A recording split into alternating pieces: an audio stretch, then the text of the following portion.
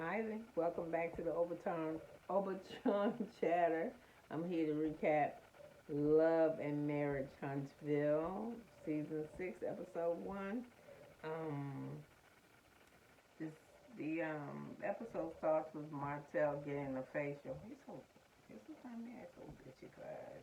Anyway, he getting a facial at his house, I guess it looked like he ordered a facial service to come to his house, and he worried about his skin and his pores and shit like that. Anyway, um,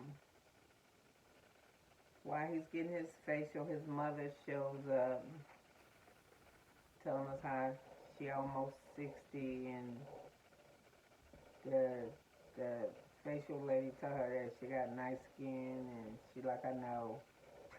This is really what she says. Um, while he's there, the phone rings. It's it's Sheree from Real Housewives of Atlanta. Y'all know they dating each other, or whatever. And she's calling. And he's like, "Where you at again?" And she said, "I'm in Portugal." But I thought it was weird that he said he talked to her every day, but he don't know where she at. Okay, so we're gonna leave that alone. Um, after the massaging lady leaves, she give him his treatment. He was talking to his mother, saying that he's going to counseling. And his mom like, "What you going to counsel for? What wrong with you? Ain't nothing wrong with you. I mean, what you mean? What you got to go counsel for? All you got to do is just stop talking about the children's daddy and just get along." She country as fuck, and she don't like to be. And the reason why he like he is because she kind of halfway raised him. He can't have no feelings, he can't have no emotions, or he not supposed to express them. So she need to go to therapy with him. And then when he was, it was funny when he was with the facial lady was doing his skin, and he was in his confessional telling us how, look, he's so boring, I got really hard. He like the feel of a woman touch, like a massage, that type of shit. He said it soothes him. Okay. Then from there, I'm at another scene now with Stormy and Corey. Corey, pull your damn pants up. You too big of a man to be too big of a man in age to walk around with your damn pants hanging down like that. I don't see it. You can't even sit in the chair comfortably. Well, anyway, him and Stormy, they ain't talking that good. Single apparently she ready to have another baby, and he like, fuck that. He don't want no more kids. And I don't know, he's like, it ain't nothing to talk about because I'm not doing this shit no more. And it might be because I think when she had this baby, she had a whole lot of problems. I'm so sorry. She had a whole lot of problems. And I think she almost died or some shit. So he was like, man, leave this shit in the dust. Let's just keep it moving. Go check on them pork chops, girl, because I'm ready to eat. But she real upset because I think she got a problem with him telling her no. And that answered the question for me too. I was like, why she being so like, you keep telling me no, I'm your wife. Well, um, I don't know what they're gonna do with that, but the husband's like, you fuck that. I don't want no more kids. I don't want no kids. So anyway, you see Stormy talking about the issue with her mother. Okay. About her husband not wanting to have more kids, and Miss Betty got a problem with it too. I'm like, bitch, that what? You got a grandson. If that man don't want to have no more, we ain't gonna get no more pound cake. He talking about he don't want to have no baby, which sounds ridiculous, but I think Stormy act like she do because she her only child. She says that her mother has always defended her ever since she was a little girl, but you a grown ass woman. When she says she don't like that her mother get on the internet in her business and doing shit, but her mother has always done that. Well, then you need to talk to your mother because you're not no kid no more. You're a grown ass woman. And my kids had to come talk to me because I still feel protective of them about some things. And they had to say, yo, mom, pull the reins back. This ain't got nothing to do with you. Stay out of my business. And I hope, as painful as it is to hear that shit is the truth, so you need to stay out of her fucking business and find you some. Because she said her mom used to like to read books. Now her mom like to do is troll folks and getting people business. And that can get you in trouble if you're on TV. But the mama, she gonna be hard to deal with because I say what I want to say. I do what I want to do. And I'm older, and I say that same shit too, but that shit ain't true. I can't say what I want to say to people. Because I don't want people to say what they want to say to me. So, she didn't put her mother on the back burner for that. Um, then the mother asks her about Melody. She was like, I never really cared for Melody when I met her house. I didn't like her energy then. And I still ain't really feeling her. Is y'all friends? And the girl said, I don't know because I reached out to her. And she never called me back. And then 4 months later, she called me like it ain't shit and invited me to a party. She called me like it ain't shit because it ain't shit. You just ain't talked to her. She been busy. We all got lives. And you could have called her again. But you didn't. So anyway, you got Mel and Kimmy, and Mel was visiting Kimmy, bringing her some flowers because it's her. She having her last chemo treatment, and they want to throw, and Kimmy want to throw a party. Her husband don't want her to have a party. Oh my God! And she says, I'm so sorry. She says that she only halfway finished. She hadn't had the surgery yet. But she was like, I need a midpoint. I need something to get me through the rest of this. So long as it wasn't nothing too big, she's gonna have it. And Melody agreed to throw the event for her. And Kimmy goes to say that during her journey of this chemo, Mel has called, came around, seen her, checked in.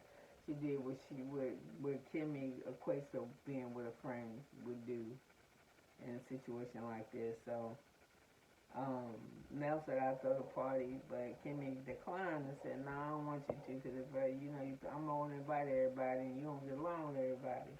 And Mel said, "I can get along for everybody for you for this, and we all can do this for you for this." So she was like, "Cool." So Mel started got to get on the. She's not looking forward to calling certain people, but she got to get on the phone and call. She's like Martell, and she got to call Tisha. She got to call Stormy. But she doing it the right way because she calling all the motherfuckers on the burner phone. She don't want them to have her phone number. So before she started making the calls with her and Kimmy there, they pretending what the shit she gonna say when she call the people that she don't like. So Kimmy is the receiver of the phone call, and I swear she acting just like Letitia and just like Stormy would if they hadn't heard from Melody in a while. And she called, since the reunion anyway, and she calls them and invite them somewhere. They just acting like, who the fuck is Melody? That type of shit. So anyway, they practice that, and it's good. It's good. So anyway, now everybody know about the event. Apparently, when Mel called these people, they weren't. They were busy, so they was calling her back. So when her and Tisha talked, it was icy as hell. She invited Tisha to, yeah, I'll come because it's for Kimmy, but Tisha gonna be that bitch. And Stormy said the same thing, but she said she don't do, she gonna go up in here and she gonna be cool with it. So anyway, you see everybody, Tiffany, all the couples, everybody showing up. Kimmy showed up first with her husband, then her parents are there, and they all talking. They like how Mel did the place. You can play like computer golf, and you can do all kinds of shit. You can drink, you can eat, blah blah blah. So, everything was cool. It started getting tense when Tisha and Marcel came in there. And I ain't like what Tisha had on. She was supposed to be pink, but she just overdid it. And Tisha came in, she faked as fuck as she usually is. Stormy's like, I'm not gonna. Stormy was looking around like all these motherfuckers up here is pretenders. But she did get a chance to pull Melody to the side and was like, what was up with you with them numbers? Well, you weren't calling, what? She was like, and then Mel was like, well, you could have did this, you should have did. We should have slid my DMs. So anyway, I think Stormy was like, if I'm friends with you, why the fuck I gotta do all that? How come you just can't send me your number? And I ain't sliding in nobody's DMs if I'm friends with you. So you can see how this shit went ugly. So it's not gonna be good. So Kimmy makes the announcement that they didn't find any more cancer, but She wasn't finished because she had had surgery, so they gotta go in there and get them dead cells out of her body. So that's the reason for that. And let's see what else. Martell want to get back with Melanie.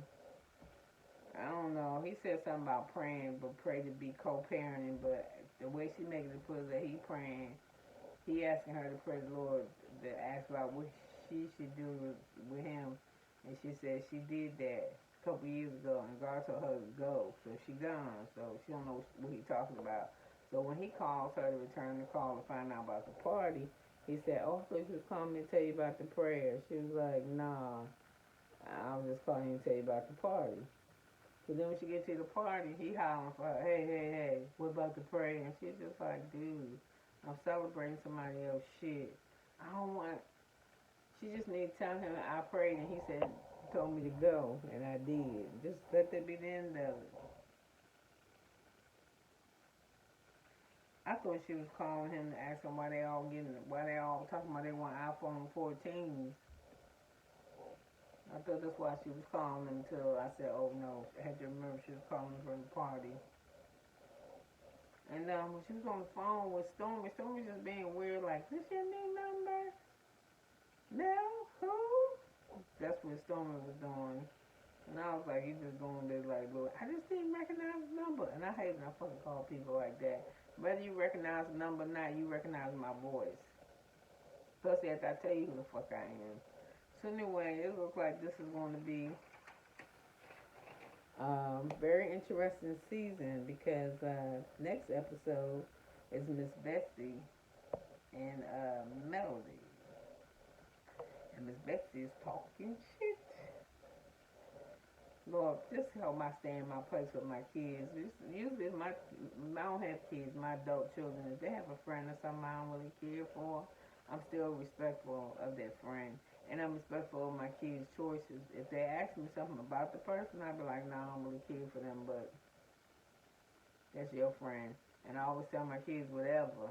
If it's for you, then it's for you.